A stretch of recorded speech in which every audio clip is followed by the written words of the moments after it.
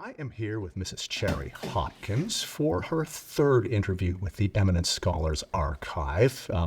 And today we're going to focus on her late husband, John Hopkins, to whom you were married for some 54 years. That's right, yes. And if I might summarize briefly his history, he was born in 1936 in Hemsworth, Yorkshire. Spent part of his youth in that region and was educated at the Queen Elizabeth Grammar School in Wakefield until 1949, at which point his family moved to Wales. And he finished his schooling at the Pontypridd Boys Grammar School. Endured 18 months with the Royal Artillery in Oswestry before attending Queen's College, Cambridge from 1957 to 1961. He obtained firsts in both parts of the law tripos and in the LLB and received the Whewell Scholarship in International Law. He subsequently became a research fellow at Downing College in 1961, and then in 1965 became an official fellow until his retirement in 2004, and was a university lecturer and did an awful lot of other things, which I hope we can get into with you. So if we could start at the beginning, what do you remember about his family?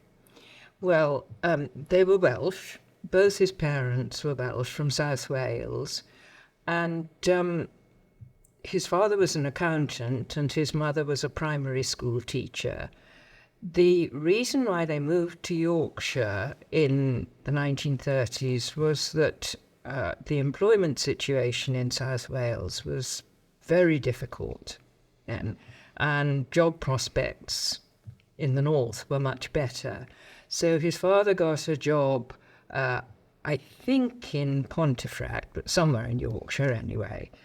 And that was why they went there. But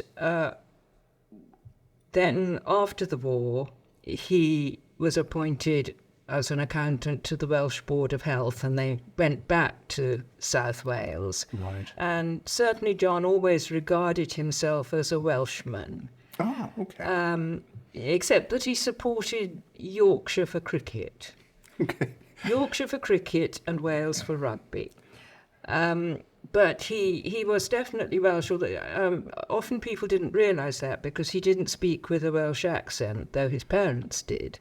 But he could put on the most marvellous Welsh accent if he wanted. I was going to ask. Certainly it'd be native to him, wouldn't it? Yes. And he was an only child. Yes, he was. All right. And did he talk at all about his days at either grammar school? Were those formative years for him? A certain amount. Yes, I don't know very much about his time at Queen Elizabeth's Wakefield, other than the fact that Bob Hardy, who much later became Bishop of Lincoln, sat on his head in a rugby scrum. Okay. And the late bishop did remember that incident. Pontypridd, yes, I heard much more about Pontypridd Grammar School, and for quite a while he kept in touch with some of his former teachers there. And indeed, we both went to the school in, it must have been in 1970 when he spoke at the speech day. Right. And I presented the prizes, and that included handing out a prize for woodwork to the gentleman who is now Lord Lloyd Jones in the Supreme Court. Okay. So David Lloyd Jones and John were educated at the same school in Pontypridd. Excellent. And then moving on, the Royal Artillery, the obituary I read said that he didn't really enjoy. Yeah, he didn't enjoy his years there. He hated it, but he always said he was glad that he'd done it. because having had a fairly sheltered childhood, living at home, it was his first time of being independent and learning to look after himself. And he felt it was a good preparation for coming up to university. Right. Did he forge any long-term friendships there? No. No. Okay. And it was 18 months, I believe, was it? Well, yes, I think so. Well, the period was always regarded as 2 years, but it must have fallen a little bit short of that, I think. Right, I wouldn't okay. like to say quite how much. Right. And so his parents, they stayed obviously in South Wales. Yes. And because the Oswestry is kind of in central Wales, isn't it? It's actually in Shropshire. And he always said that he spent his time defending the Welsh marches. Right. Yeah, I mean, I've seen it on a map. It looks Offa's Dyke, more. it looks like it's in the middle of nowhere. Actually, in a way, he was rather lucky. During his time there, his father had quite a serious illness, and had it not been for that, John would almost certainly have been sent to Suez during the Suez crisis. Oh boy. But he was allowed to stay in Oswestry on compassionate grounds. And Right. fortunately, his father recovered. Oh, good. Yes. All right. Yes. Suez. So from there, in 1957, Yes. he moved to Cambridge to attend Queen's College. And what did he talk about there? That must have made a significant impression on him. Yes. Well, he loved Queen's, though of much more recent years he deplored the architecture of their new building and said they'd ruined the college. But, he had a very good time, and I think there were two people there who influenced him a good deal. One was Arthur Armitage, who I'm not sure if he was already president when John went up to Queen's, but he certainly was for most of his time there. But he lectured and supervised on criminal law, and he was a great character. And John used to enjoy his supervisions very much. The other person was the then Dean of Chapel at Queen's, Henry Hart, who was quite a noted theologian, who used to take parties of Queen's students during the long vacation to the Lake District and stay in a wonderful little guest house in Rossthwaite, fairly near Keswick. And John went to the Lake District twice with Henry Hart, and that started a lifelong love of fell walking, which indeed I shared. Aha. And did that become something that he tried to do, annually every year? Oh, yes. I mean, most of our holidays in later years were spent in the Lake District. Not always, but we always liked to go somewhere where we could have a good walk. Right. Okay. And he obviously, law, it worked out very well for him. Yes. Very well. Yes. Were there any other professors or lecturers that were important to him at that time? Well, yes, indeed, because in his second year, he was supervised by Clive Parry for international law, and Clive recruited him for the same scheme for which he recruited me 2 years later, of summer work in the Foreign Office Library. Right. So that the Digest. Yeah, the British Digest. So that was how John got into that, and he did it for that summer at the end of his second year, again at the end of his third year. And then he wanted to take the LLB, as it then was. And what happened was that it was agreed between him and Clive that John would spend the academic year up till Easter in Cornwall House, in the Foreign Office Library, carrying on the work of the digest there, but at the same time studying for the International Law LLB. That was very, very demanding. And with hindsight, I think John felt that a bit too much was being asked of him. But he did it, and he came into residence for the Easter term, so just one term of absolutely full-on work for the LLB, living in digs and subsisting on sandwiches as far as I can make out. But he got a first and the Whewell Scholarship. That's remarkable because law is incredibly demanding. Well, there are people who don't fare nearly that well, who do strictly law. Well, I thought it was pretty remarkable that when I met him, it was just after the end of all that. He was as thin as a rake. And probably exhausted. Yes, I think he was, though he perked up pretty quickly. Right. And that was so he finished the LLB, that was in 1961. That's right.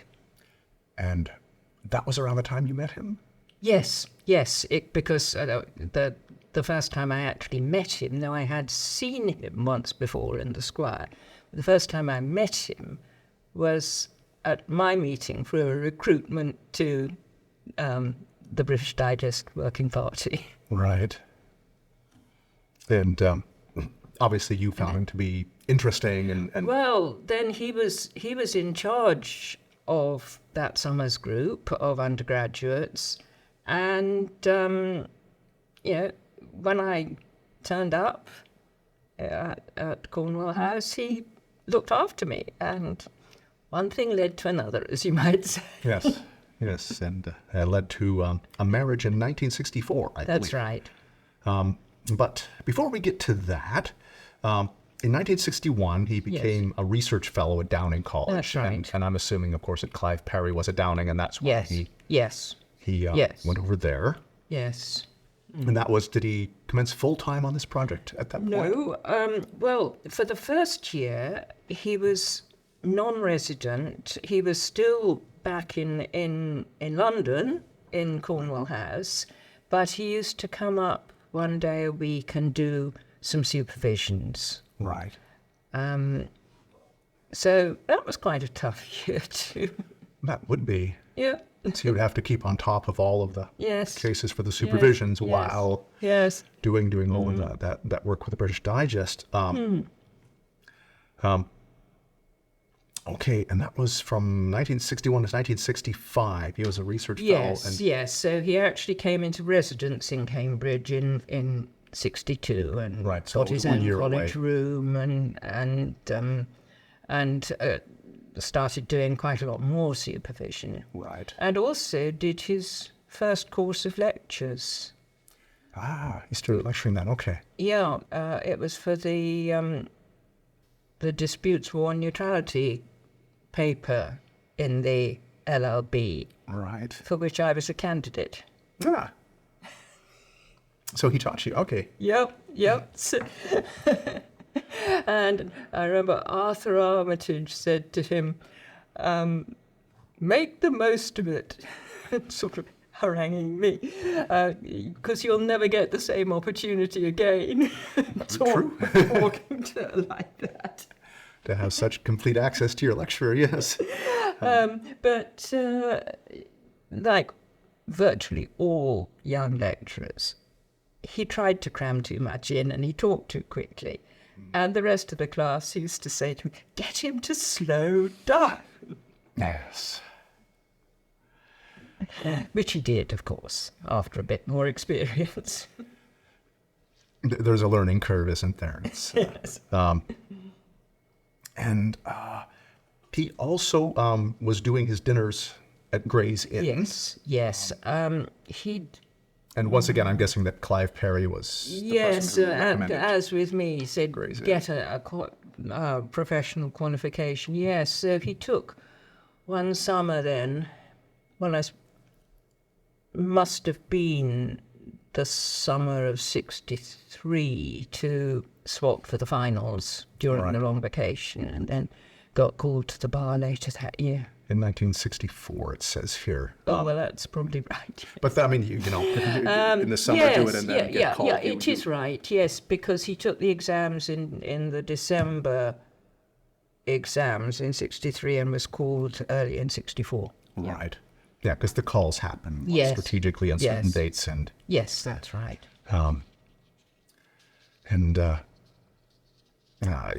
As with you, not really a lot of need to practice, was there? It was just really, you just wanted that. Just getting the qualification. Qualification for Yes.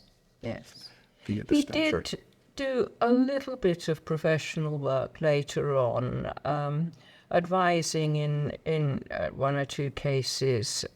He did something with Robbie Jennings on the Beagle Channel arbitration, and there was something else, but I forget now what it was. Right.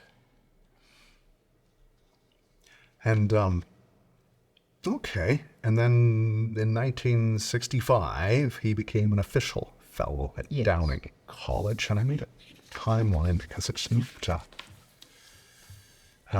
just to see from 65, he was an official fellow in Downing tutor. And then in 1966, he became a university lecturer. And then in 1968... I think the lectureship was 65. Well, it was an assistant lectureship. Okay. But that was what qualified him to get an official fellowship at Downing. So the two went together. Okay. So he was a lecturer, So I reckon it fellow was 65. tutor. Yeah. Okay. Then this is when he fell into his passion, shall we say, for supervising. Yes. I mean, he was already doing quite a bit, but then he took on the normal sort of load, which tended to increase over the years. Well, it said in his obituary that he regularly did more than the allotment. He did. He broke every rule inside. Right. Because he genuinely liked it. But he loved doing it.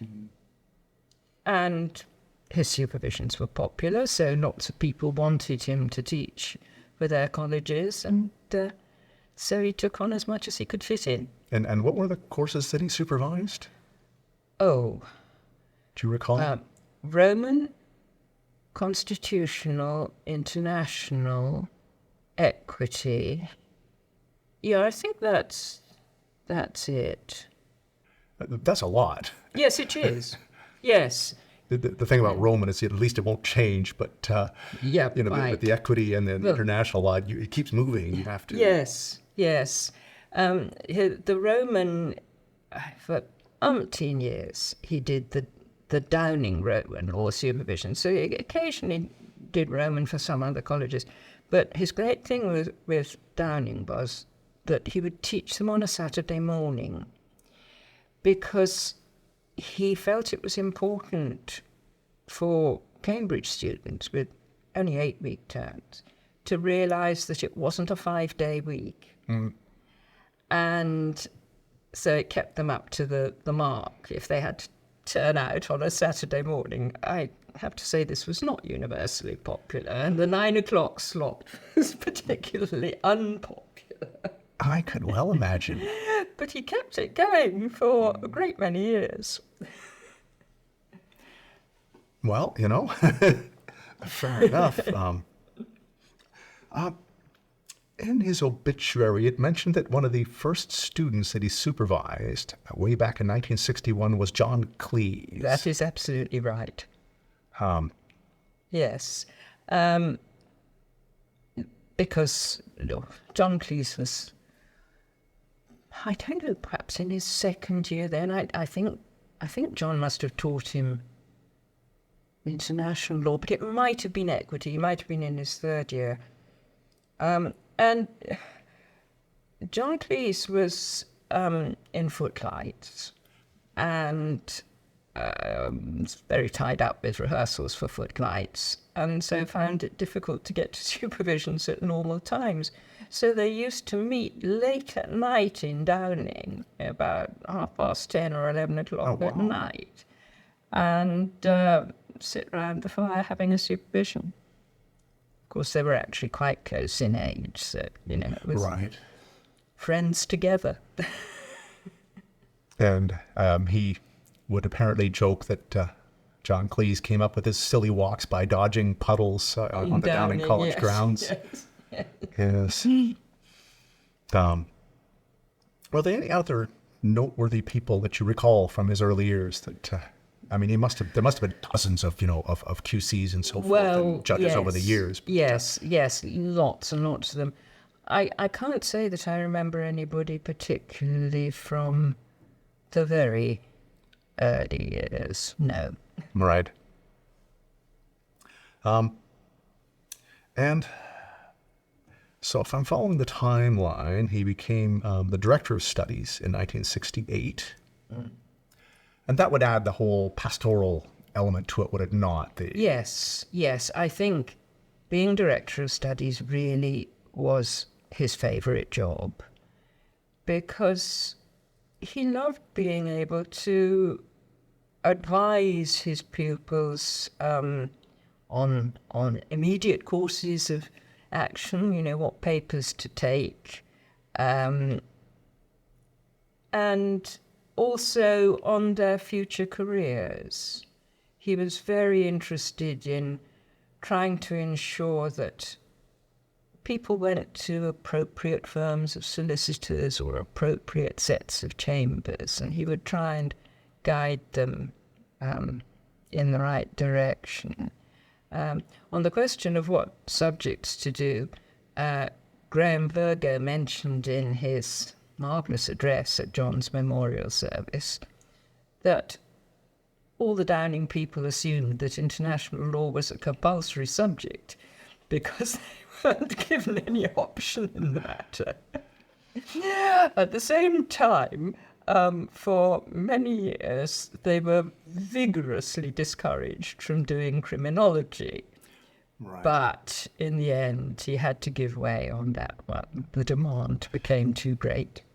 Well, it's kind of the classic lawyer's topic, isn't it? It's Well, in John's view, it wasn't law. and when you become a lawyer, you learn that criminal law is just this tiny, tiny little piece of the much larger practice. Yes. But of course, when you grow up watching TV, that's often what motivates people to study law, isn't it? It's and how did John cross paths with Graham Virgo? Oh, Graham came up to Downing as an undergraduate in 1984. Right. And, of course, John had interviewed him before that because all while he was senior tutor, he interviewed all arts candidates for Downing. So he was, in effect, the arts admissions tutor as well, and somebody else was the science admissions tutor. Yeah. So Graham was during that period, and I think John had actually already been to Graham's school to give a talk. Right. I may be wrong about that, but I think he had met him before the formal interview. Anyway, so effectively he admitted him to Downing, and then we both supervised Graham. Right, and then they became friends. Yes, and it was in the sort of glory days when the numbers of people reading law at Downing had become huge. And I think I'm right in saying that Graham was one of 21 in his year reading law at Downing. Right. And then there were a few people who changed over from other subjects in the second and third year, so it was a massive year group. Right. How many students in total in Downing around that time, do you recall? Not much over 300. Right. And for one But of course, subject area, that's... the college was founded for law and medicine, but certainly for a very long time, I'd always taken other subjects. But with John being admissions tutor, it did enable him to build up the law side. Right. He had to give way a bit as time went on, with the demands of things like social and political sciences and all sorts of subjects that wanted places too. But he had a role to play in the revival of law at Downing. I think that would certainly be fair, and many people have said that he really built it up from it. It had got to rather a small state. Well, certainly the first Downing group that I supervised in 1963, there were just 3 people in the first year. And John very rapidly built it up to about a dozen a year, and then it went on growing until this massive year of 21, which I think was the biggest ever. That was the apex. It's gone down again since then. And roughly around what year was that? That was 1984. 1984. And Graham, of course, was a very good student, and then he went off he went off to do the BCL at Oxford, and then Graham came back as a fellow at Downing in 1989, which was the year that I went back to Girton. So Graham was able to take over the contract teaching that I had been doing for Downing. Right. So that was the way that worked. Right. And we've kind of slipped away from our timeline here. Yes, I'm sorry. No, don't be. It's you're merely just answering the questions I'm asking. But so I notice when I look at the book reviews he published, which he published many. Yes. They run from 1962 to 1974. And in fact, there were, I think, 4 in 1973 he published, but they stop in 1974, which is also around the time when your second child was born, was it not? Yes. I think he was probably just too busy with all the demands of teaching and obviously family demands, because there was an additional thing that in 1975 his parents moved to Cambridge. Aha. It was again sadly a situation where his father had been seriously ill, and they took a very brave decision to leave Wales, come to Cambridge, and make their home in a block of flats next door to our house. Right. Which, it was a wonderful arrangement of sort of mutual support. Meant we had babysitters on tap whenever needed. And very, very willing babysitters. Indeed, yes. And we did our best to support them in various ways. And that was in 1975. His father died in 1982, and his mother 5 years later. Right. But he very willingly devoted a lot of time to them. Right. And of course it meant that there was less time for reading and that sort of thing. Right. And of course with his various other obligations which remain. Well, the college work was, there was a lot of it. Right. The other thing about his publications, of course, it's in 1974 before that he and Clyde Perry worked on the Commonwealth International Law cases. Yes. So that was another obligation that came up in that year, I noticed, which you worked on until 1994. Yes, yes. So that was ongoing. Yes, it was, one of those things that spare time could be devoted to. Although he published very little in the way of articles, one thing one has to remember is that in the earlier years of his career, there wasn't nearly the same pressure on young academics to publish as there is now. And so he was very much involved in these collaborative things, but they didn't leave very much time for him to do things under his own steam and in his own name. Right. And in any case, he really enjoyed teaching more than writing, I think. Right. So that was what he devoted his energies to. And fair enough. I suspect he had he enjoyed his life, did he not? He did. So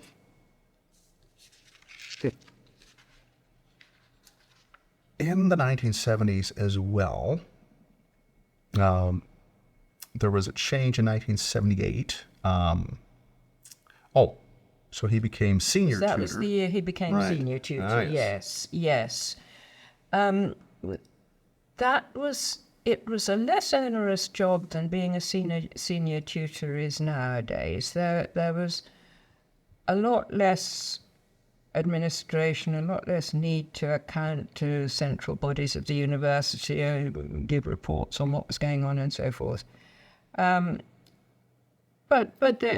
for all that, it did have a certain amount of administrative work attached to it. But he was able to keep his own tutorial side. He always had at least 60 tutorial pupils over a range of subjects, because he felt it was important for the senior tutor to have plenty of day-to-day contact with undergraduates and, actually to be a tutor, not just an administrator. Nowadays, the way things have gone, in many colleges, that simply isn't possible. But it was then. Right. When did Downing become co-ed? Do you recall? I think it was 1980. Right, okay, so a few years after that. Yes. And John had been very opposed to the idea initially.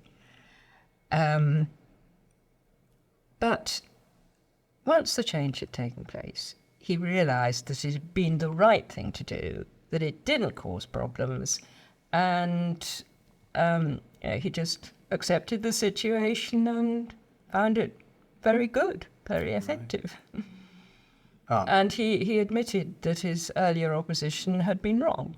Had been unfounded. But he was by nature a conservative and perhaps rather old-fashioned by many people's standards.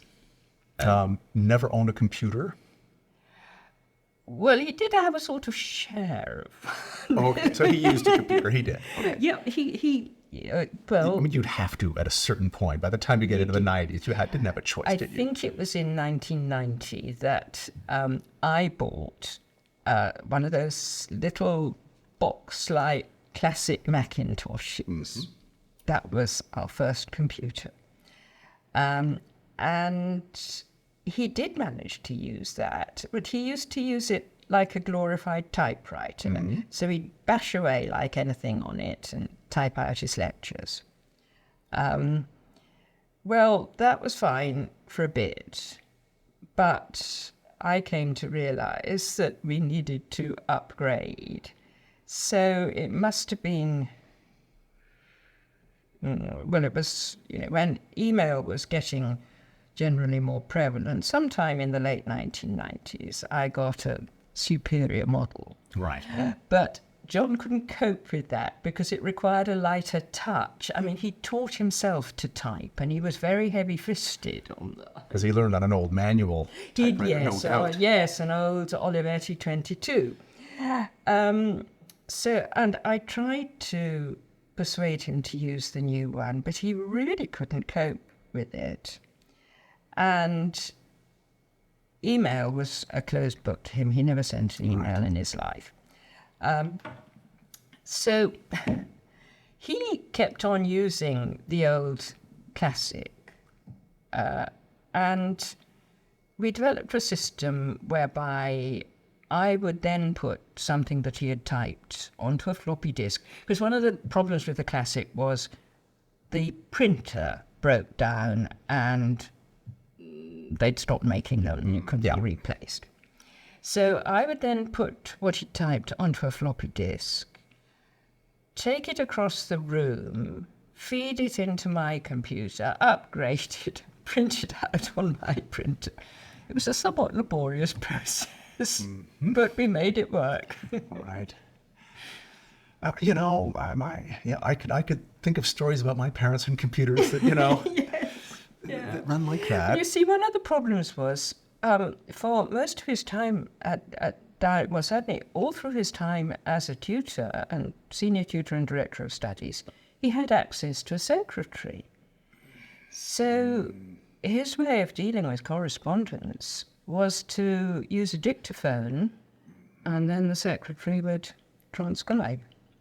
That was that era, wasn't it? You had the typing pool. You had Yes. You had those the Kelly girls, or you probably had an equivalent here in the UK. He had wonderful support from the staff of the Downing tutorial office, and but that he wasn't really used to having to do things for himself, and he did find email baffling. So I just do not know whether he would have come round to it when it became so terribly important during the pandemic. It's difficult to say. I mean, certainly after I retired, I was able, in effect, to act as his secretary, which I was very happy to do, and send and receive emails on his behalf. I can't help feeling that we might have found it difficult in this present day and age if he hadn't been able to cope with smartphones and email, but who knows? No. And he never owned a TV?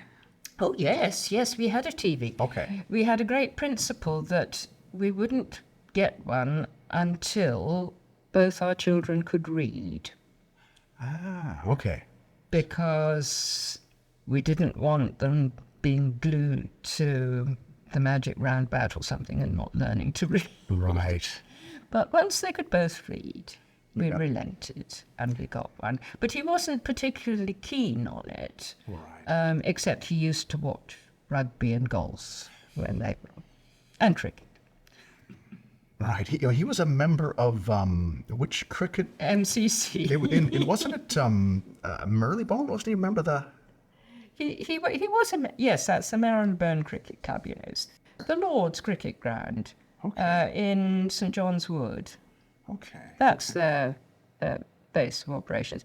Yeah, I'm really not quite sure how that came about. I just can't remember. He was on a waiting list for a long time. He didn't make much use of his membership, but he was very proud of his MCC tie. That's the one he's wearing in the Hughes Hall portrait of him. Right. Okay. And it was his party tie. Right. And as a social creature, he enjoyed a good party now and again. He did, yes. I mean, you definitely paint a picture of a people person. Very much so. Now, in his obituary, a theme that kept on coming up was his struggle with his pipe. He was a pipe smoker. And of course, in this day, you could smoke indoors, in lecture halls. Yes, you could. Students were all considered to be of age, and this is an adult activity, and there were no regulations on it. Yes. So he did I know he did smoke a great deal in supervisions, well, or at least he had his pipe out a great deal in supervisions. But people have always told me he used to strike a match and go on talking, and then the match went out. And the pipe didn't all that often actually get lit. But sometimes he would throw a match into the wastepaper basket and it wasn't completely out. I mean, there's certainly at least one occasion on which the fire alarm went off. Good boy. That would interrupt the supervision, I should think. Yes. I always said that he did all this because it gave him thinking time and he was working out the answer to a question somebody had asked. But I have to say, when smoking inside college rooms was prohibited, he was very, very good about giving it up. Right. Also, he just quit. Yeah. Well, he didn't quit smoking. Oh, I see. He just stopped doing it into college. Unfortunate, but he stopped going into college with the pipe. Yes. I mean, there is something iconic about the thinking person or the philosophy professor, with the pipe pondering. Isn't there? Well, there is. Yes, certainly. Yes. So, amongst his other views, he had views about women. He had views about television. He had his views about computers and presumably technology more generally. Yes. He also had views on the European project. Yes. He was definitely Eurosceptic. Right. And remained so to the end of his life. Though, of course, it was a tremendous surprise to both of us when the referendum went in favour of Brexit. Right. Hard to believe, actually. Yes, I think no one expected that. Least of all the Prime Minister. Yes. Although I gather he was a lifelong conservative. Definitely, yes. Yes. And he had apparently a passion for Winnie the Pooh. Yes, he was terribly keen on Winnie the Pooh. Of course, he used to read it to our children when they were small. But yes, he used to use characters from Winnie the Pooh to illustrate points. Even when interviewing students, apparently. Yes, that's right. But then he was also keen on Beatrix Potter. And, for instance, he used to say he liked people to be bouncy like Squirrel Nutkin. Right. And one student had given him a Winnie the Pooh bear. Yes, that's right. With a communist patch. Was it a... I can't remember quite what it was. It was a... I've got it here. A badge of Karl Marx. That's pinned to the bear's chest. To kind of poke him for his conservative sentiments. Yes, it used to sit on a bookcase in his college room. And actually, in the year that he retired, there was a lovely group of undergraduates running the Cranworth Law Society in Downing, and they wanted to do something special to mark the retirement. And rather with my connivance, they kidnapped Winnie the Pooh and took Winnie the Pooh round to various places associated with the law, such as the Middle Temple, some place that featured in a particular case. I can't remember what it was, but they took photographs of this bear in all sorts of different situations and made an album of photographs. And then eventually Winnie the Pooh was restored to his proper place. I'm assuming at some sort of event like a retirement party or something. Yes, there was a great retirement dinner in Downing, which when the album of photographs was presented. What a lovely story. He also had set up something called the Cambridge University Pooh Sticks Society. Well, do you know, I didn't actually know anything about that, but it's perfectly possible. Okay. You know, it's the story of Christopher Robin and Winnie the Pooh and Piglet dropping sticks and seeing whose stick comes under the bridge first. Okay. Sticks into the river. Gotcha. Okay. And I'm just trying to think what else we have got to cover here. He also he was into rugby and cricket. He was an opera fan. Yes. Well, he liked music generally. Right. He was very knowledgeable about music. He never played an instrument, but he did know a lot about music. But certainly in his later years, opera became a very major interest. Right. And we used to go a certain amount to the Royal Opera House in London. And what he really, really loved was Blindborn. Right.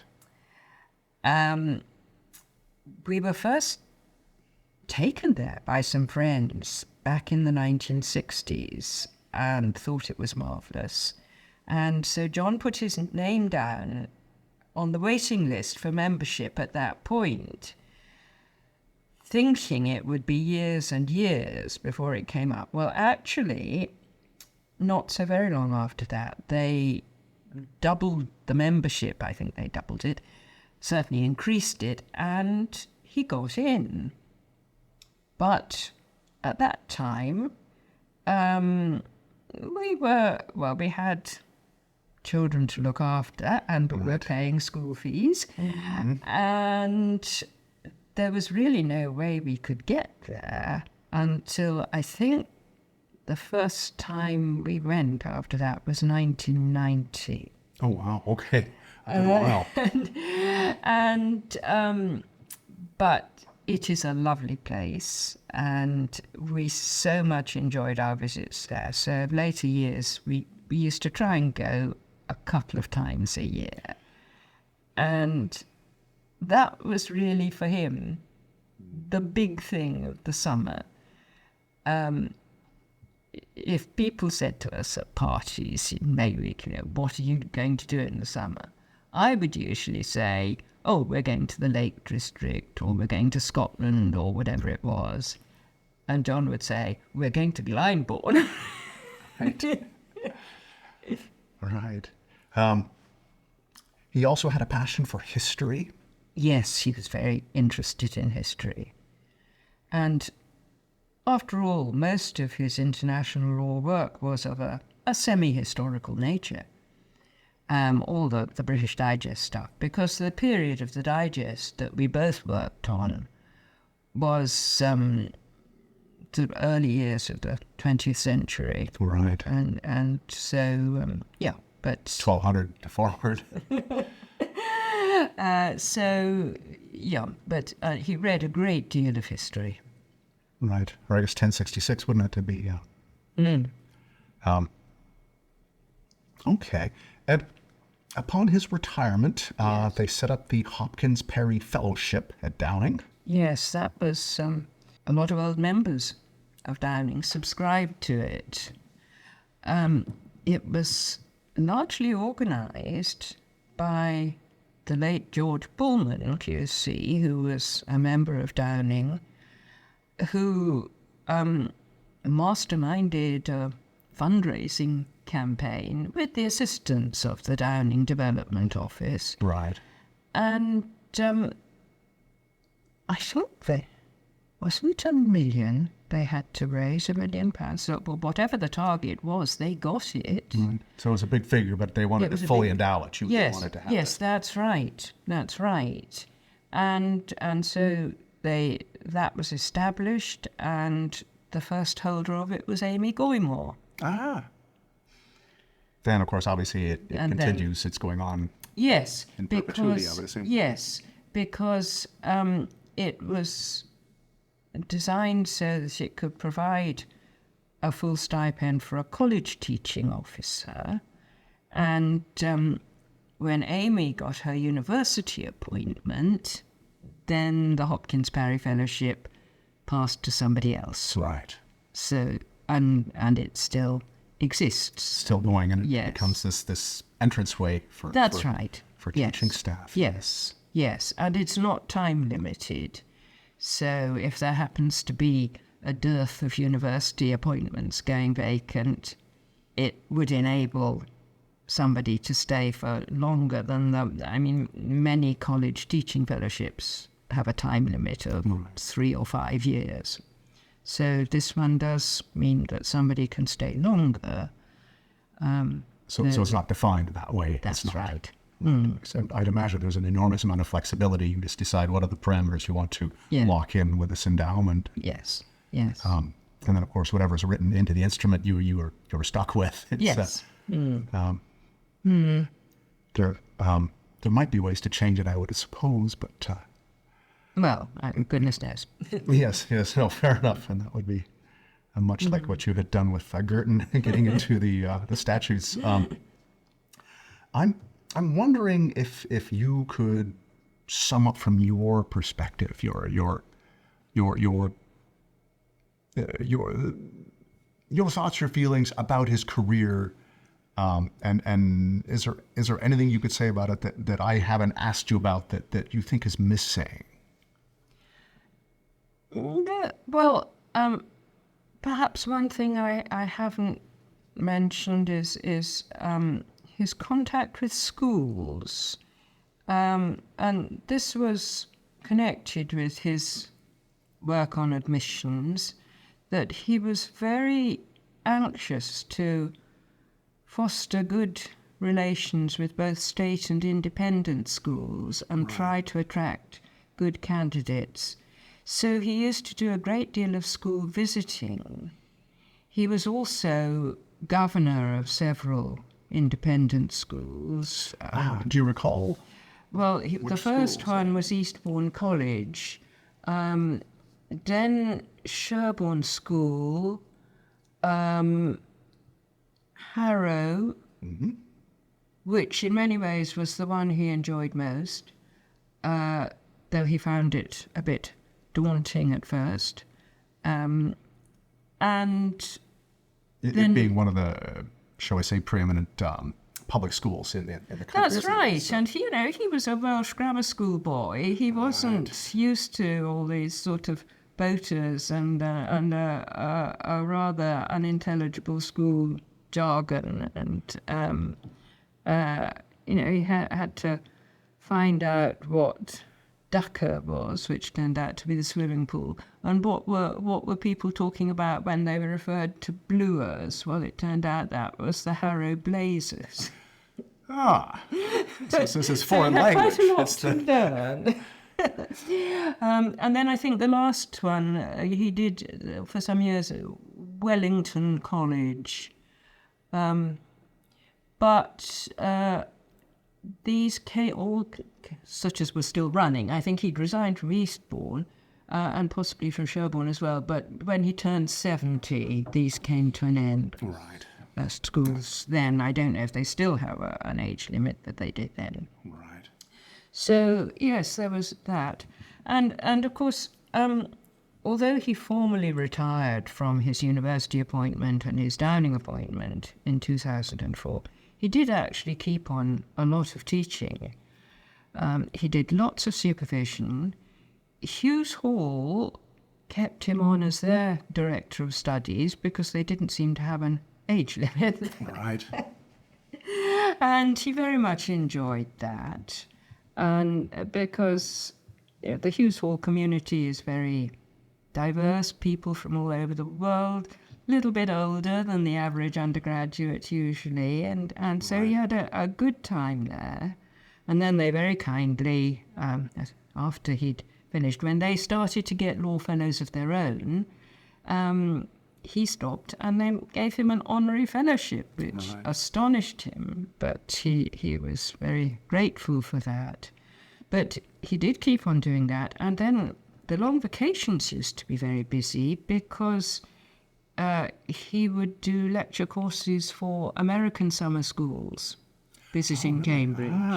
Of course, the summer schools, yeah. Yeah, so for many years, he did a course for the University of Richmond, Virginia, who were based in Emmanuel, and the University of Mississippi, who were based in Downing. Oh, really?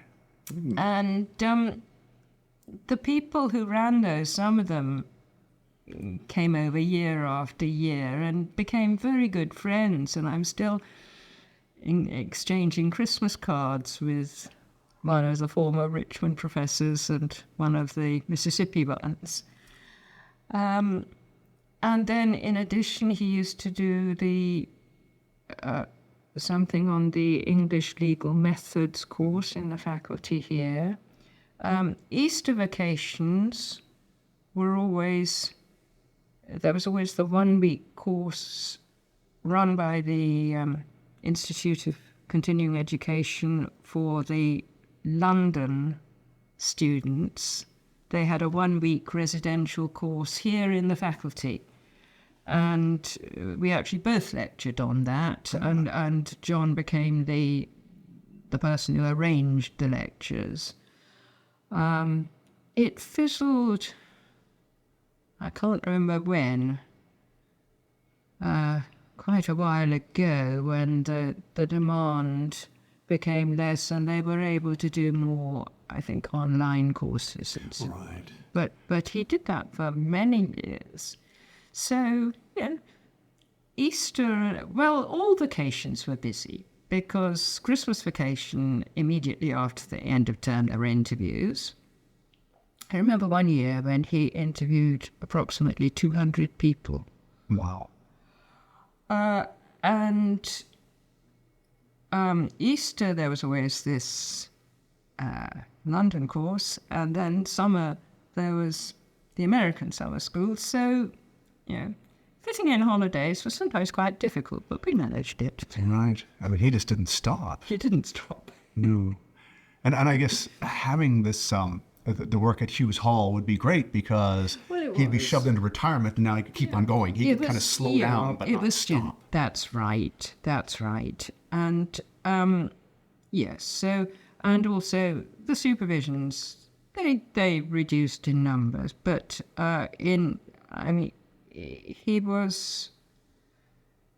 he had to give up in the February of the year that he died after a fall. Right. But he only had one group. There was a Peterhouse group. And he was still supervising. He was still supervising. And how old had he been? He was 81. Wow. But he had to give up in the February and he died in the September. All right. And it was only with the greatest difficulty that I persuaded him that he really could not go out and do a supervision after this fall. Wow. So to the end, this is what he loved. He was going to do it. Or as he would have said, KBO. KBO. Keep buttering on. Ah. Okay. Well, this seems like a lovely place to stop if you think we've covered it. I think we've covered it. Covered it.